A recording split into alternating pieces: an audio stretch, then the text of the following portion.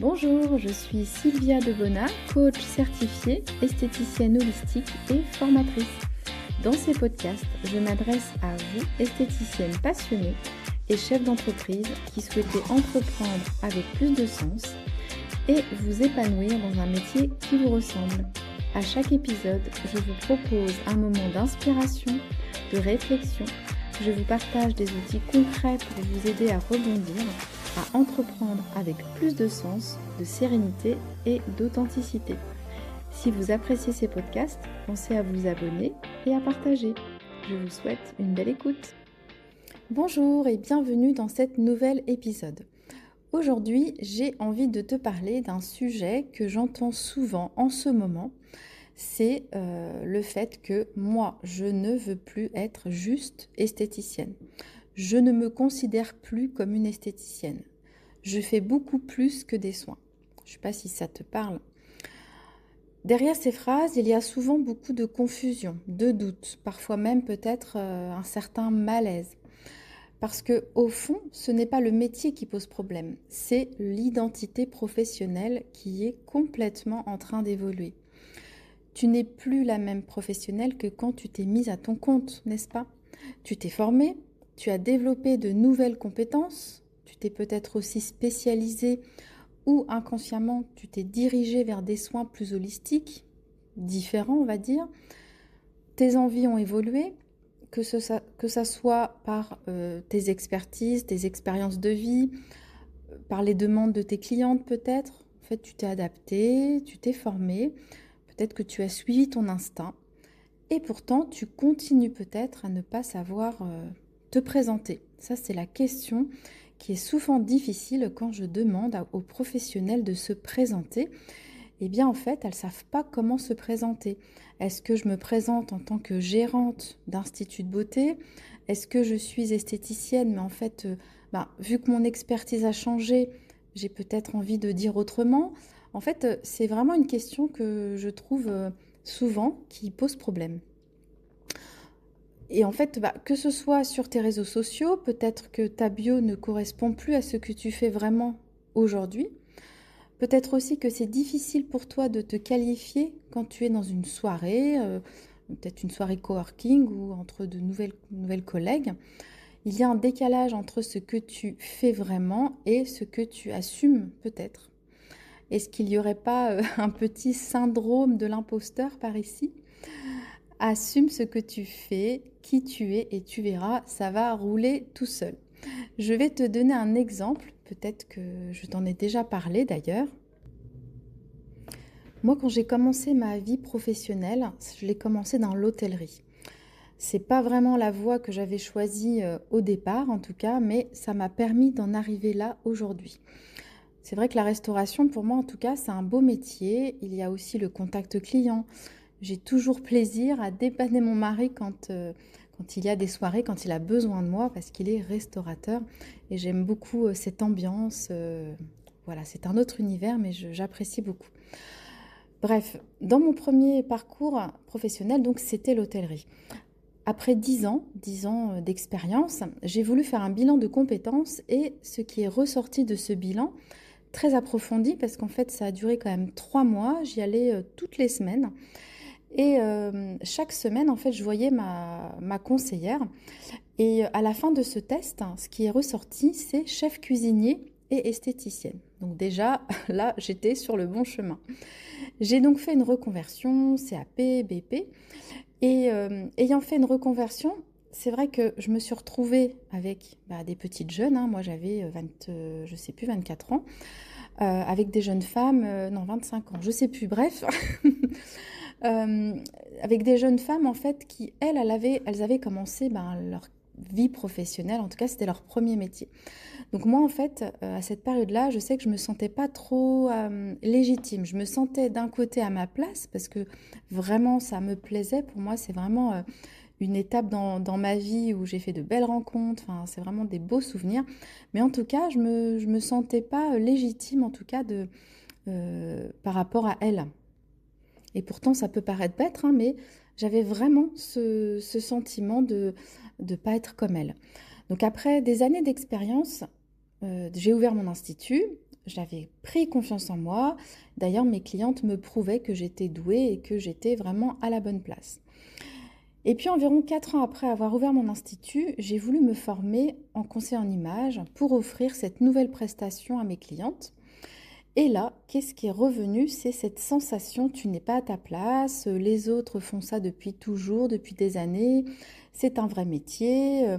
Comment toi, tu peux conseiller des personnes sur leur image? Alors là, gros syndrome de l'imposteur, j'ai fait une première formation sur 12 mois. Et puis, vu que je me sentais toujours pas légitime, eh bien, j'en ai refait une autre intensive sur 1 mois où j'allais tous les jours pratiquement sur Paris pour, voilà, pour faire cette formation. Et puis après, je me suis dit, bah, pour encore plus me sentir légitime, et ben là, j'ai fait une formation avec Christina Cordula. Voilà, voilà. Donc, vous voyez qu'en matière de syndrome de l'imposteur et d'identité, eh ben, moi, je m'y connais, je vois très bien de quoi je parle. Euh, alors, je pourrais aussi, je dis vous, je dis tu, je pourrais aussi te dire que n'étant pas née en France, n'étant d'origine polonaise, je pourrais aussi te raconter ça. Mais bon, c'est une autre histoire, mais en tout cas, ça a un lien aussi avec l'identité et des fois de ne pas se sentir à sa place. Enfin bon, tout ça pour te dire qu'on évolue, que nos envies changent. Donc, tu peux avoir envie de ne plus faire cette prestation, mais plutôt celle-ci, et offrir un autre accompagnement à tes clientes.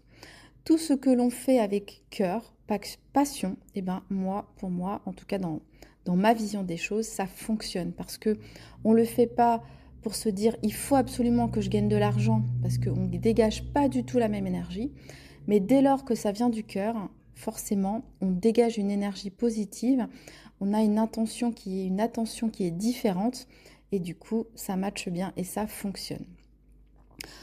Donc, j'ai envie de te dire, pour en revenir à l'identité, est-ce que je suis esthéticienne? Bah, j'ai envie de dire, on s'en fout, hein, parce que tu le sais, ça, que tu es esthéticienne. Hein, on le sait que tu es esthéticienne et j'ai envie de te dire, c'est même un privilège parce que est-ce que tu te rends compte que c'est parce que tu es esthéticienne que la cliente te laisse son corps, en fait, elle te laisse se toucher pour que toi, tu puisses prendre soin d'elle, en fait. Et tu sais que peut-être tu es la seule personne qui le fait. Alors pense-y, vraiment, c'est un moment d'intimité. Et parce que justement tu es esthéticienne, eh ben, la cliente te fait confiance. Donc déjà, sois fière de ça. Pense au nombre de femmes et maintenant même des hommes qui font une reconversion pour faire ce métier, pour faire notre métier. Moi, d'ailleurs, j'en ai fait une. Alors, sois-en fière. Moi, je le suis. Je suis fière d'être esthéticienne et d'ailleurs, je le dis partout, même si aujourd'hui, je fais peut-être moins de pratiques esthétiques parce que en dehors des accompagnements, des coachings, je fais du massage visage et corps, mais je suis fière d'être esthéticienne, donc vraiment, sois fière de ça.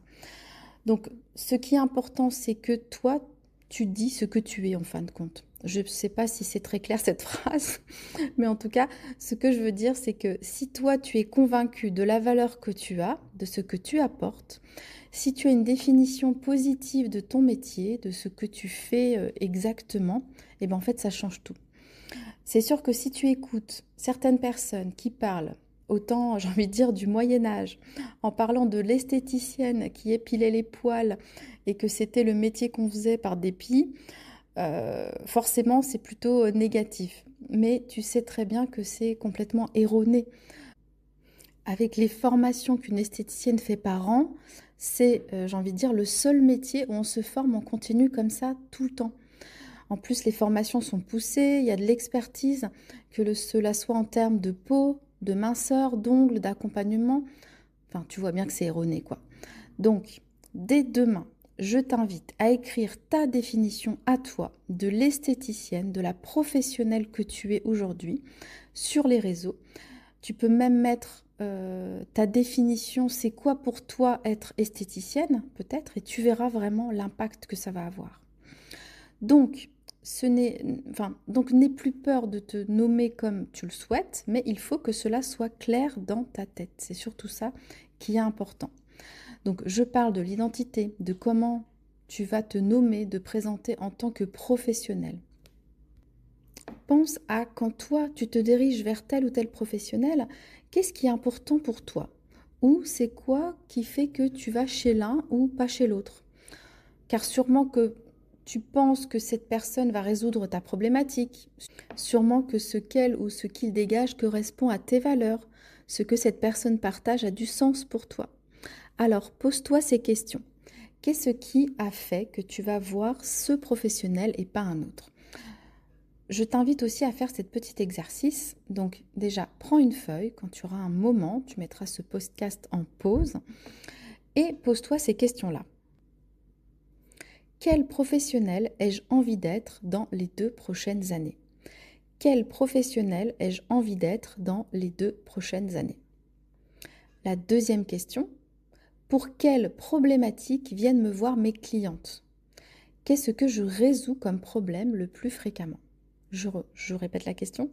Pour quelle problématique viennent me voir mes clientes et qu'est-ce que je résous comme problème le plus fréquemment? Voici un exemple de réponse. Mes clientes viennent me voir pour résoudre leurs problèmes de peau dus aux changements hormonaux. Je les aide à accepter leur image. Et donc ça donne, j'accompagne les personnes à résoudre leurs problèmes de peau et leur image de soi avec les soins du visage, la nutri-cosmétique et le conseil en image. Ou encore, celle qui fait du massage, de l'accompagnement émotionnel, elle pourrait dire « Mes clientes en majorité viennent vers moi pour lâcher prise et prendre un moment pour elles. Ce sont des femmes actives qui prennent ce moment pour elles. » Donc vraiment, je t'invite à prendre ce temps, prendre le temps de te poser ces questions. C'est important que tu saches vraiment qui tu es quand tu mets ta casquette de professionnel. Tu te sentiras plus aligné et le reste suivra. Et aussi, j'ai envie de dire que ça te permettra de voir si justement ton concept est toujours aligné à ce que tu fais. Parce que des fois, on va dire, on s'égare, on s'évade un petit peu parce que parfois on est tenté un petit peu à faire les prestations du moment, on va sur les salons et puis on a envie de faire tout plein de formations et d'acheter tout plein de choses et puis on se rend compte que peut-être que ça ne correspond pas vraiment à notre clientèle, à ce que notre clientèle recherche et surtout la direction qu'on a envie de prendre. Donc vraiment, prends ce temps pour toi, pour vraiment te poser et réfléchir vraiment à ta présentation, qui tu es toi en tant que professionnel, parce que des fois, moi je trouve que c'est plus facile d'écrire en fait, de poser sur une feuille ce qu'on a dans notre tête en fait, pour savoir exactement comment on a envie de se définir, de se présenter en tant que professionnel. Et c'est vrai qu'après, tout en découle, que ce soit les prestations, que ce soit, on va dire, ce qu'on va véhiculer dans nos réseaux sociaux. Je parle de réseaux sociaux parce que c'est par là que passe la communication. Et même pour se présenter, tout devient beaucoup plus fluide. Et ça permet aussi d'être fier de soi, de prendre confiance en soi, de se sentir vraiment aligné. Bon, j'espère que ce podcast t'a plu. Si tu as des sujets que tu aimerais que j'aborde, envoie-moi un petit message pour me le partager. Et si tu sens que c'est le moment pour toi, que c'est un moment de transition peut-être, de questionnement, et que tu as besoin d'un regard peut-être extérieur pour clarifier ton positionnement, et si tu penses que je suis la bonne personne pour toi, eh bien écoute, je serai ravie de t'y accompagner. Merci de votre écoute, merci à tous, merci à toi, et puis on se retrouve dans un prochain épisode. Merci d'avoir écouté cet épisode. Avant de partir, abonnez-vous pour recevoir les prochains épisodes et partagez pour que cela puisse servir à d'autres personnes. Je vous remercie et vous dis à très vite.